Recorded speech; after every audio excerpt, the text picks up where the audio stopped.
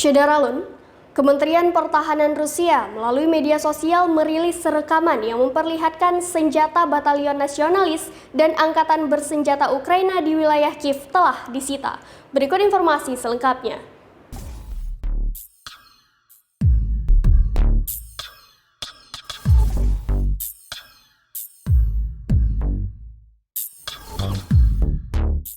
Syederalun, Kementerian Pertahanan Rusia melalui media sosial merilis rekaman yang memperlihatkan senjata batalion nasionalis dan angkatan bersenjata Ukraina di wilayah Kiev telah disita.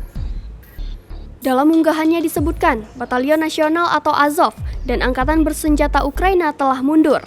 Terlihat tangki terbengkalai, pengangkut personil lapis baja, banyak senjata kecil, senjata anti-tank dan amunisi mereka yang telah disita. Peralatan senjata yang disita oleh pasukan Rusia akan dipindahkan ke markas prajurit milisi rakyat Donetsk dan Republik Rakyat Luhansk. Pada hari ke-26 invasi Rusia ke Ukraina, pada Senin 21 Maret 2022, sekolah seni Mariupol dibom dan Presiden Volodymyr Zelensky menyebutkan pengepungan kota itu adalah kejahatan perang. Sementara itu rumah sakit di Chernihiv juga terkena serangan, lalu Mykolaiv dihantam serangan udara mematikan di barak militer. Adapun jumlah pengungsi Ukraina kini mencapai 10 juta orang dan 3,3 juta diantaranya melarikan diri ke luar negeri.